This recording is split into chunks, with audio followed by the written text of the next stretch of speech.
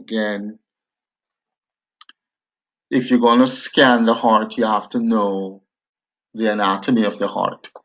So the aortic valve, as you know, is situated between the left ventricle and the aorta. When the left ventricle contracts, it's going to force blood across what we call the left ventricular outflow tract. That blood is going to move across the aortic valve and into the ascending aorta, to the aortic arch, and descending aorta. So the aortic valve is very important because it allows blood to get out of the heart. If the aortic valve is stenotic, that means if it's narrowed, then blood cannot get out of the heart. And if the aortic valve is incompetent, then blood is going to flow backwards into the left ventricle. So oxygenated blood leaves the left ventricle through the aortic valve, and the aortic valve has three cusps or three leaflets. Very, very important. So you need to look at the aortic valve, know the orientation of the different cusp or valve or leaflets. So there are three leaflets, three cusps. You have what we call the left, the right, and the non-coronary. Okay, so that's very important. All right, so again, this is the left ventricular cavity right there. You have your papillary muscles, and attached to the papillary muscles, you have these coordinate tendinase, which attaches to the undersurface of the mitral valve. It prevents the mitral valve from uh, prolapsing into the left atrium. So when the left ventricle contracts, blood flow from the left ventricle, it comes into this area. This is the area we call the left ventricular outflow tract because blood is going to leave from the left ventricle from this little area, and then it's going to cross the aortic valve. Okay, you can see that the aortic valve, there are three cusps or three leaflets. Okay, then the blood is going to travel into the ascending aorta. So ascending because it goes up, it ascends. This is the aortic arch because its arch is over, and this is the descending aorta. Okay. So if you were to look at the actual pathology, look at the actual not pathology, but the actual anatomy, then you'll see the cusp. The cusp looks something like this. They're sort of dug out um, areas. Okay, so this is one cusp, another cusp, and then the cusp sort of they come in contact with each other like that. Okay, so there are three cusps. You have the left, the right, and the non-coronary. All right, so the aorta now. The aorta is the largest blood vessel in the body. It carries the oxygenated blood from the left ventricle to the head, neck, thoracic trunk, and the limbs, as we showed you. So the first part of the aorta is really the aortic valve. So blood is going to leave from the left ventricle, across the left ventricular flow tract, across the aortic valve, into the ascending aorta, the aortic arch, and then the descending aorta. And as you saw here, the arch of the aorta, there are branches, and we'll come to the naming of these branches, okay? So these are branches that comes off the aorta, and they are very important. You have to know the name of them. All right, so if you, all right, so again, the aorta divides into an ascending, which goes up, the arch, which curves down, and descending aorta. So it looks like this. Okay, if you were to take the aorta out of the body, okay, you have this portion which contains the aortic valve.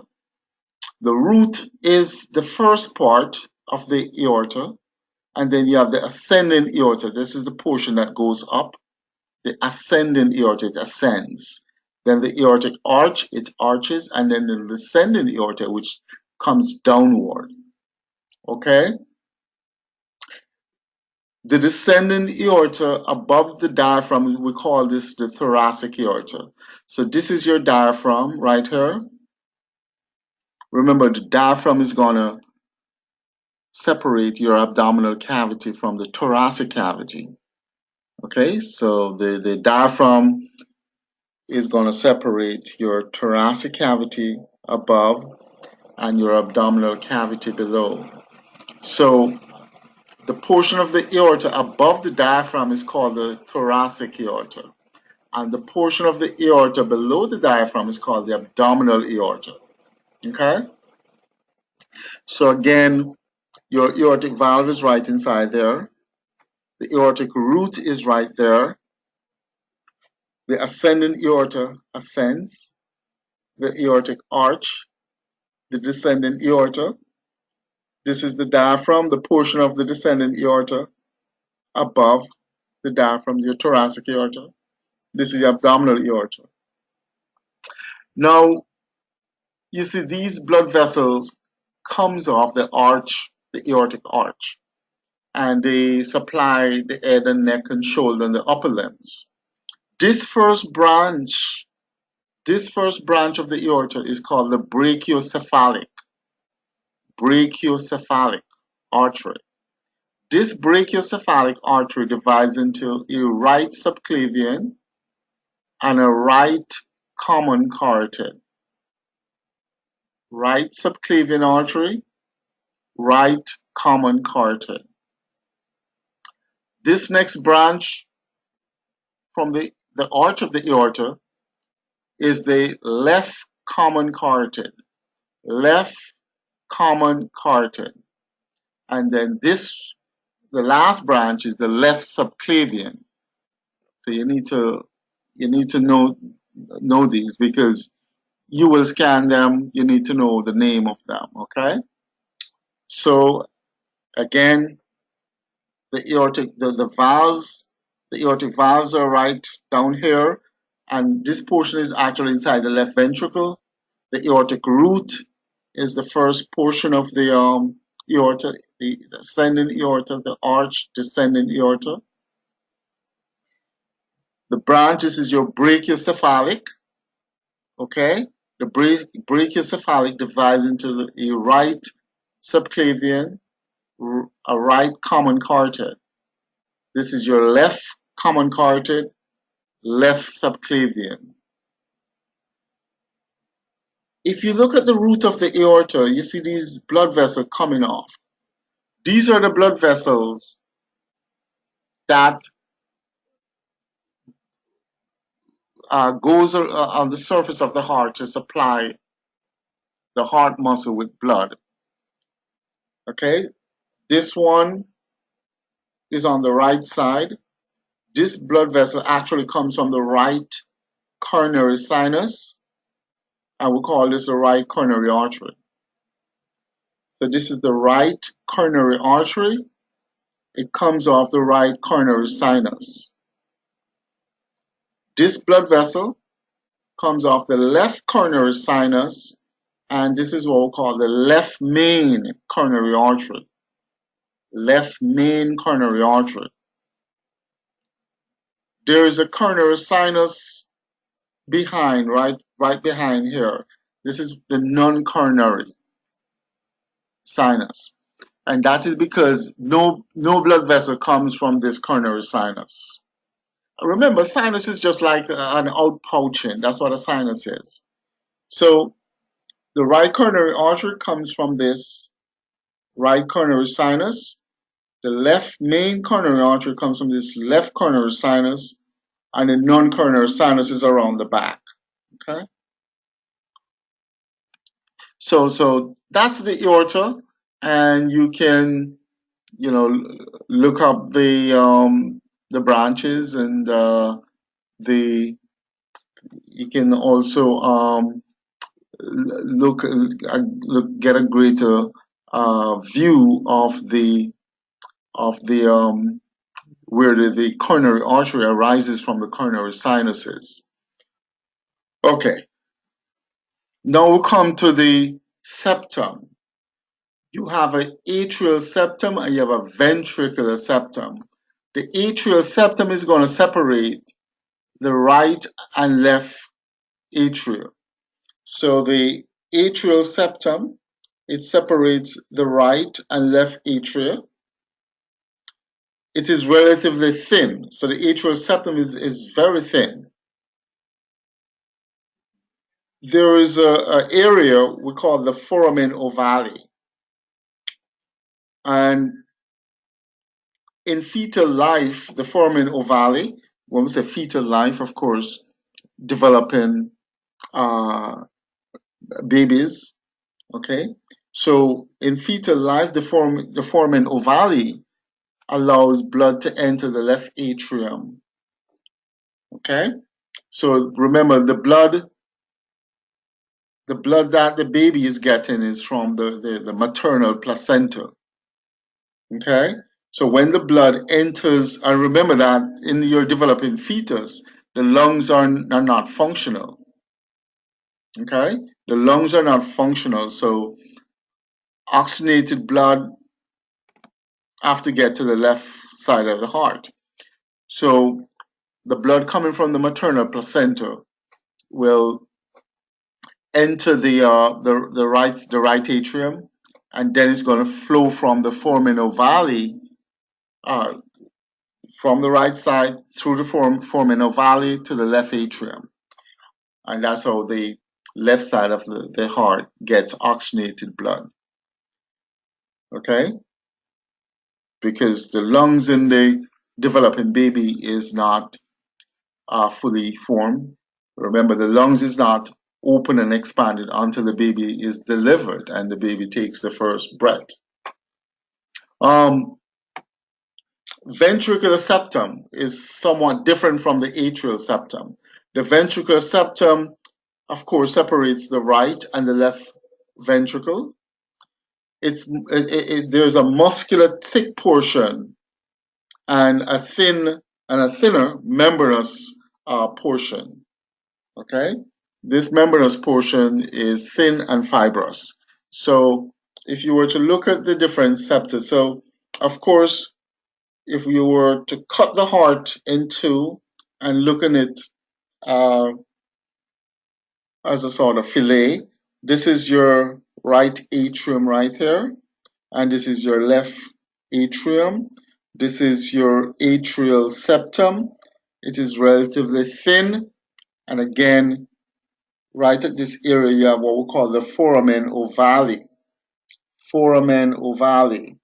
The foramen ovale, again, the function of that in fetal life is to direct oxygenated blood, from the right atrium into the left atrium so the left side can get oxygenated blood. Okay? So the atrial septum is relatively thin.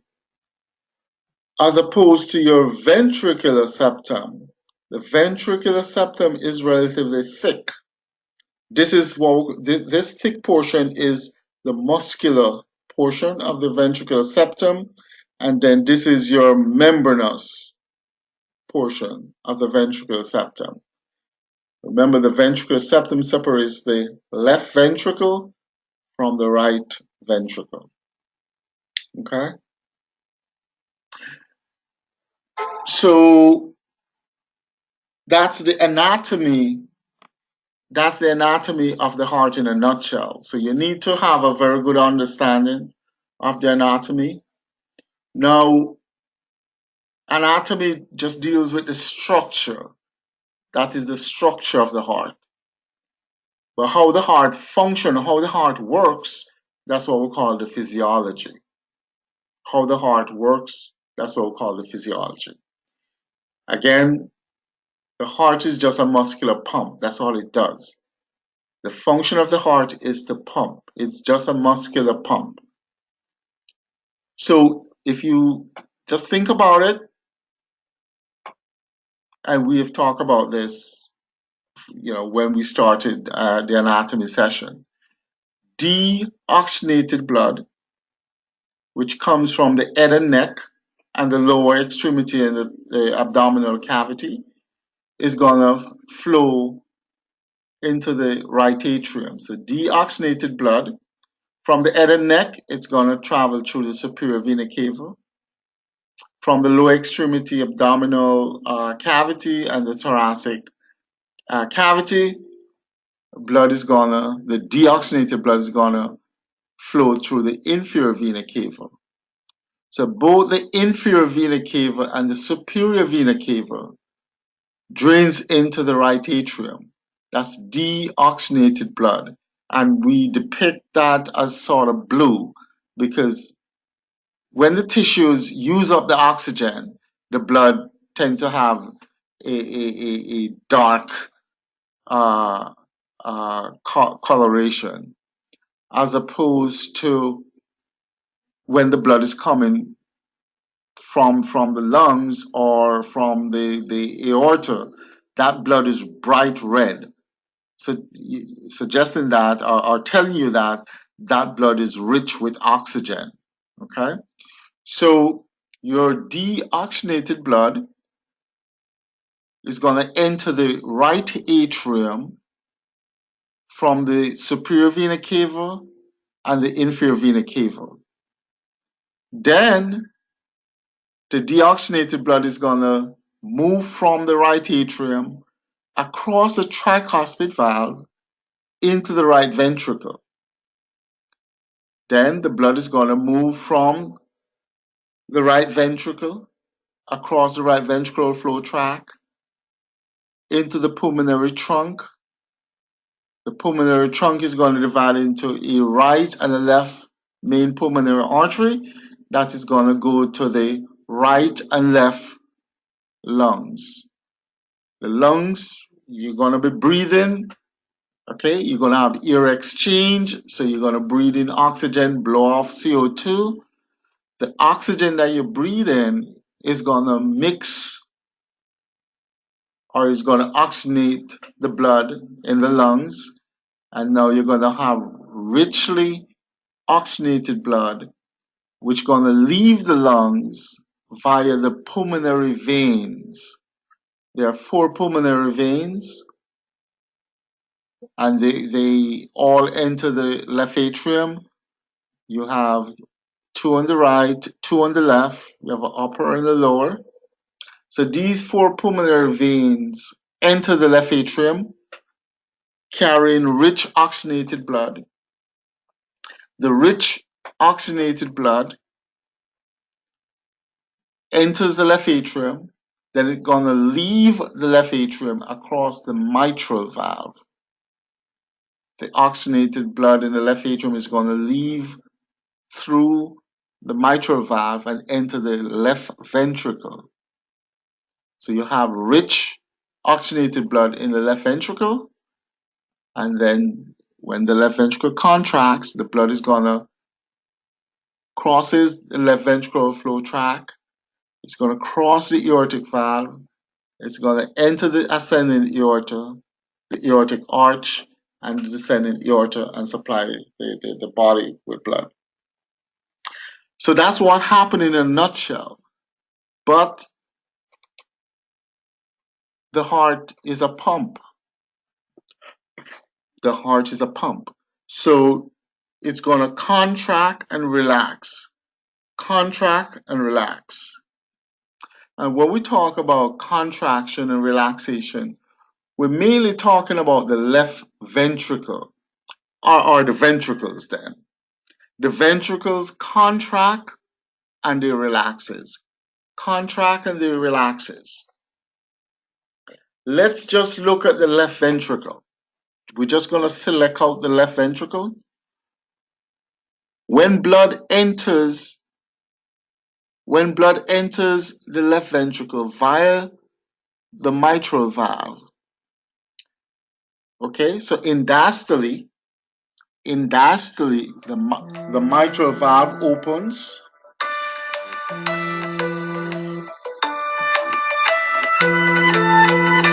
Okay, So in diastole, the mitral valve opens and blood flows from the left atrium into the left ventricle.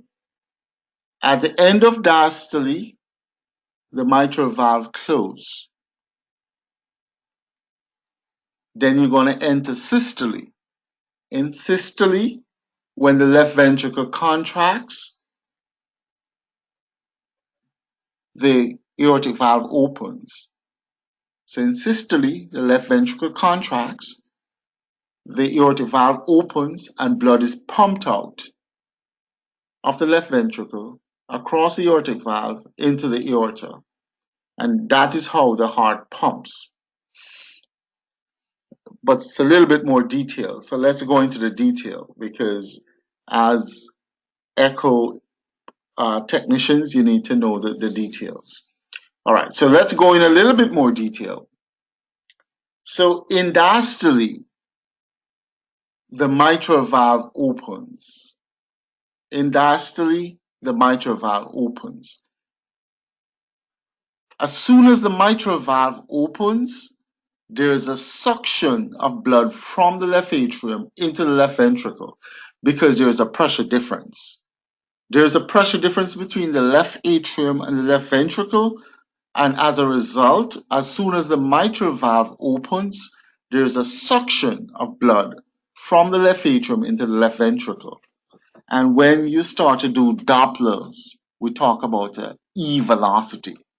So your E velocity is the early part of diastole, where the mitral valve opens, and because there is a pressure difference between the left atrium and left ventricle, there is a suction of blood. You have a lot of blood flow during this early phase, and sometimes you get an equalization of the pressures.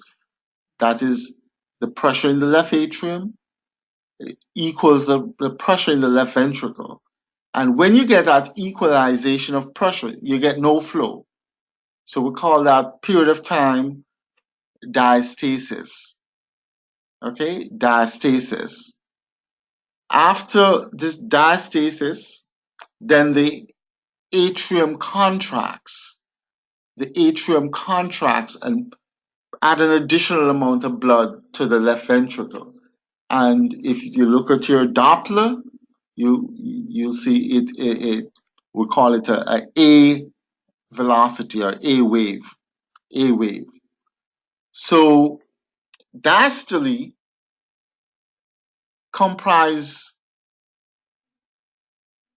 really comprises of 4 phases. I spoke about 3, but there are 4 phases. So let's start, because you have to fully understand what's diastole. Okay, what is diastole? Okay, what is the diastolic phase? You have to fully understand that. So let's look at the end of systole. So after the blood is pumped out of the left ventricle, right? Then the aortic valve closes. So at the end of systole, when blood is pumped out of the left ventricle, it opens the aortic valve. At the end of systole, the aortic valve closes. The mitral valve does not open immediately. There's a period of time before the mitral valve opens. At the end of systole, when the aortic valve closes, we're now entering into diastole, because systole is finished. When systole is finished, that is when the left ventricle contracts and forces blood across the aortic valve into the aorta. When systole is finished, the aortic valve closes shut. The mitral valve is not yet open. But that period of time is still diastole, because you already finished with systole. That period of time is what we call IVRT. And we're going to go over this multiple times until you get it. That period of time is called IVRT, isovolumic relaxation time or period. Okay? So it is the earliest portion of diastole. Again, when the heart contracts in systole, the left ventricle contracts in systole, it's going to force blood across the aortic valve into the aorta. When systole is finished, the aortic valve is going to close shut.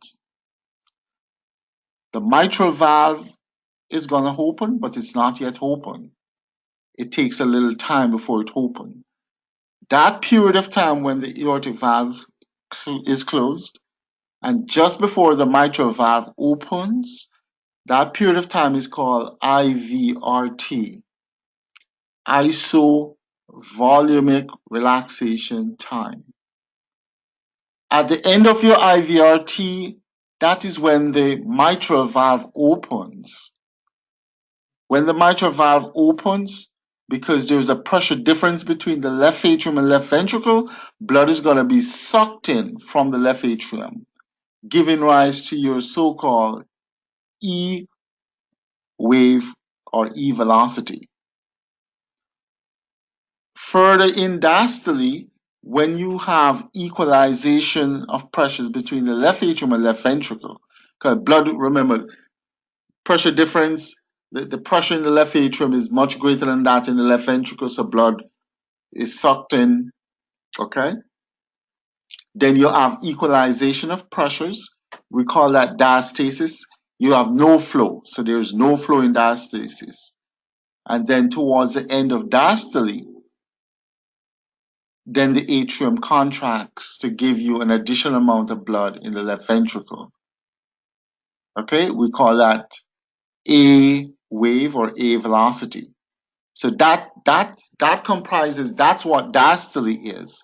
So diastole comprises of IVRT,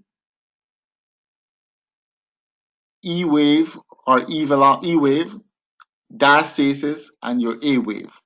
Okay? At the end of diastole, so at the end of diastole,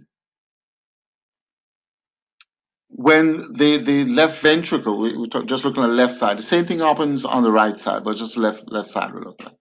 At the end of diastole, when the left ventricle is filled with blood, the mitral valve closes. Okay? So the closure of the mitral valve tells you that diastole is completed. You're going to go into systole now. But the aortic valve is not yet open. The aortic valve is not yet open. But the mitral valve is closed. Aortic valve is going to open, but it's not yet open. That there's a we call that time IVCT. IVCT, isovolumic contraction time. What's actually happening at the end of diastole? You're now going into systole, and the ventricle is contracting, but all the valves are closed. The aortic valve is not yet open. When the left ventricle generates enough pressure and force to open the aortic valve, then you're going to get ejection of blood from the left ventricular flow tract across the aortic valve into the aorta. So let us look at it. Okay, so it's best to use Doppler to fully depict what we're saying here. So again, systole. When we say systole is synonymous with contraction. Okay, so systole, that is the left ventricle contracts. Contraction, so it can be the left or the right. So you have contraction of the right and the left ventricle. At the beginning of systole, so you can slow it down a little bit to follow it. Remember, at the end of diastole, the heart is completely filled with blood. The mitral valve is open and then the mitral valve closed. Now you're going into systole, but the mitral valve is closed, the aortic valve is not yet open. That period of time when the mitral valve closed, just before the aortic valve opens, we call that isovolumic contraction time. Isovolumic, that because the volume is not changing, because all the valves are closed. The valves are closed, the heart is tensing, so it's contracting. But because the valves are closed, the volume is not changing. So the first portion of systole is what we call IVCT, isovolumic contraction time. It is the period when if you're doing the right side, it is when the tricuspid and the mitral valve closes, okay, before the pulmonic and the aortic valve open. So the same thing happens on the right side. That happens also on the left side. The same thing happens. So you might be confused because now we're putting in tricuspid and pulmonic valve. But if you just take the left side, isovolumic contraction time is the period when the mitral valve closes, and the aortic valve is closed. The aortic valve is gonna open, but it's not yet open. Okay, all the valves are closed. Okay, if the valves are closed, that means blood is not entering or leaving the ventricle, so the volume is gonna be the same. So that's why I said iso. Iso means same volumic, same volume. The heart is contracting, but the volume has not changed. The aortic valve is going to open now. So the aortic valve opens and blood is ejected from the ventricles. The same thing is going to occur on the right side of the heart. Okay. So, of course, systole, if we're just looking at the left side, okay, systole, the aortic valve is open and blood is ejected from the left ventricle across the aortic valve into the aorta. Okay, and usually in systole the mitral valve is closed because blood is going to be ejected across the aortic valve. Okay, same thing happened on the right side. Okay, now we come to diastole, the period during which let's just use the left side because when we combine it you might be a little bit confused. So diastole, the period during which the left ventricle is relaxing and refills with blood after systole. But as we mentioned before, at the end of systole, the aortic valve closes. The mitral valve is not yet open. The interval between the aortic valve closing and the mitral valve opening is called the IVRT, isovolumic relaxation time. ISO, that means the same volume, the heart is relaxing, the mitral valve is going to open, but it's not yet open. Okay, all the valves are closed. All the valves are closed. Okay, so again, diastole, just look at the left side. Diastole, the mitral valve is open, aortic valve is closed, the left ventricle, same thing on the right side, the left ventricle is being filled with blood.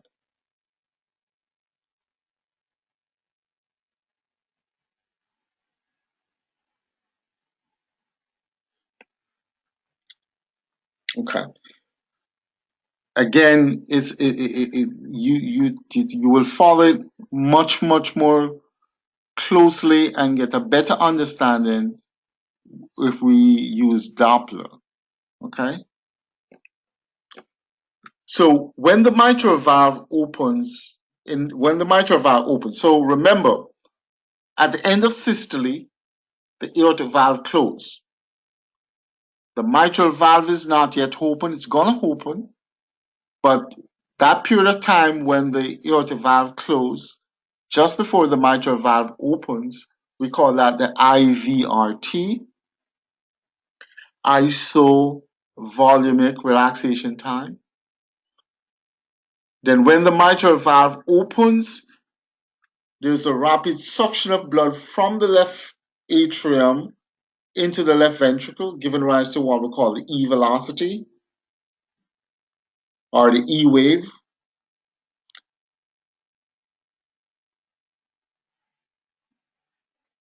You'll after that period of time you get an equalization of pressures in the left atrium and left ventricle. That is what we call diastasis. When there's an equalization of the pressures between the left atrium and left ventricle, if the pressures are the same, you're not going to get any flow. That's what we call diastasis. And then towards the end of diastole, the left atrium contract, adding more blood to the ventricle, giving rise to what we call or A velocity. And